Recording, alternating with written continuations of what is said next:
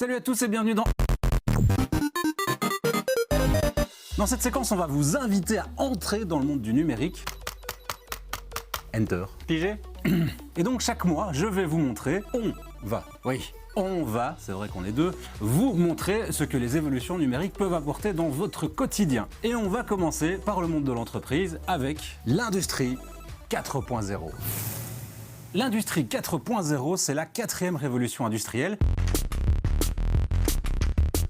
La première, c'était la mécanisation et la vapeur. La deuxième, c'était la production de masse. La troisième, c'était l'automatisation et l'électronique. Et la 4.0, c'est la connexion et le numérique, pour résumer. Elle est basée, entre autres, sur l'intelligence artificielle, le virtuel, la gestion des données, le cloud ou bien les objets connectés. Mais ça va me servir à quoi? Eh bien, voici un exemple concret, la collecte de données à partir d'une application sur une tablette.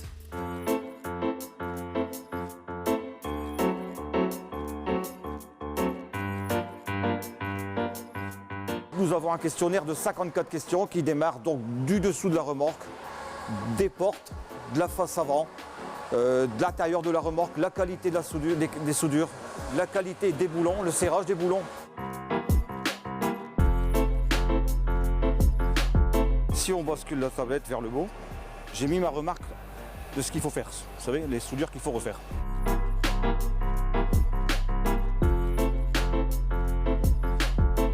Avant la tablette, nous travaillons à l'écrit. À l'écrit, c'était pas simple parce qu'il fallait passer beaucoup plus de temps et remplir après sur le PC, sur l'ordinateur. Donc c'est beaucoup plus efficace sur la tablette.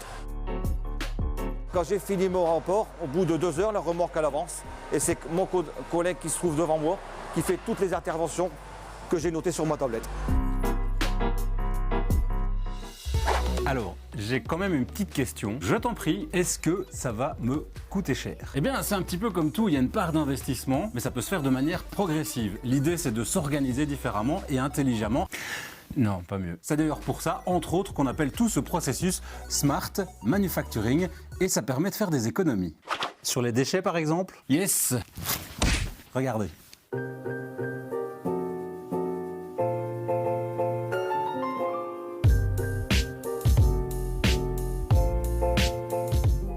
Avant, on devait scier, faire tous les angles à la main, faire tous les forages à la main, tous les assemblages en atelier.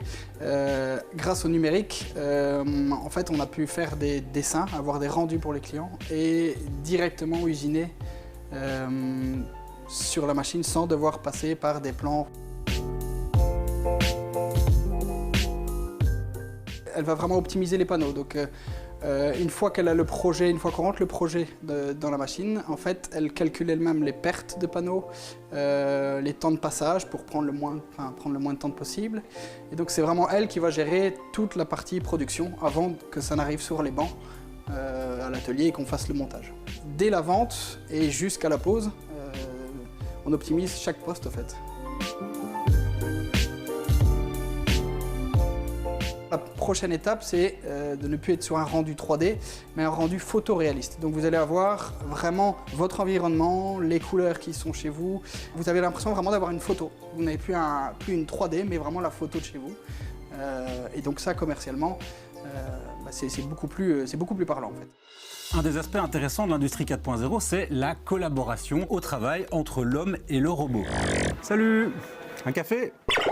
Enfin, plus généralement, entre l'homme et la machine, ça peut se faire grâce au cloud, aux serveurs, aux objets connectés. Ça veut dire, par exemple, qu'elle peut effectuer des tâches répétitives. Voilà. Répétitives. Voilà. Répétitives. C'est ça. Répétitives. Bref, ça permet à l'homme de se dégager du temps pour faire autre chose.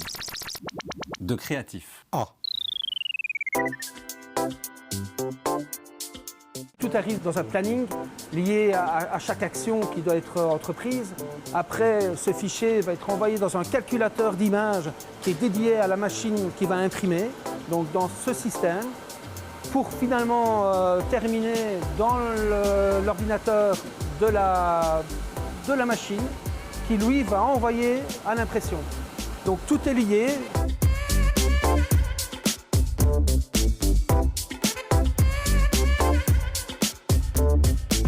Même si l'humain a toujours un peu peur du changement, le fait d'automatiser va rendre la vie de nos collaborateurs beaucoup plus simple, beaucoup plus créative, donc moins répétitive. Donc le numérique, oui, certainement, il faut que ça soit utilisé au quotidien.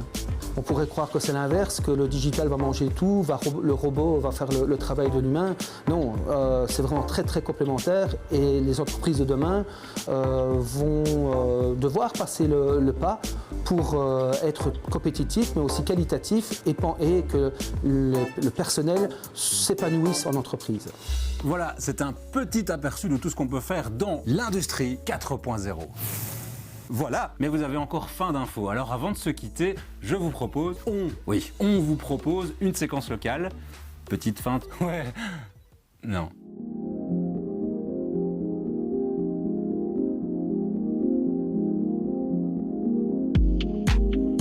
La première étape, c'est bien sûr la discussion pour bien cerner l'ensemble du projet dans sa globalité.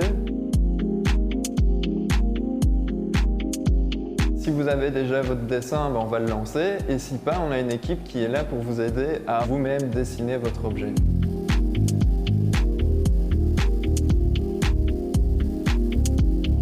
Alors ici, pour le cube, le meilleur moyen de le produire, c'est simplement l'imprimante 3D. On va le lancer directement sur l'outil lui-même. Qui sont en prototype fonctionnel. Et voilà, des plans qui vont lui permettre de pouvoir sortir sa pièce à grande échelle et des nouvelles compétences.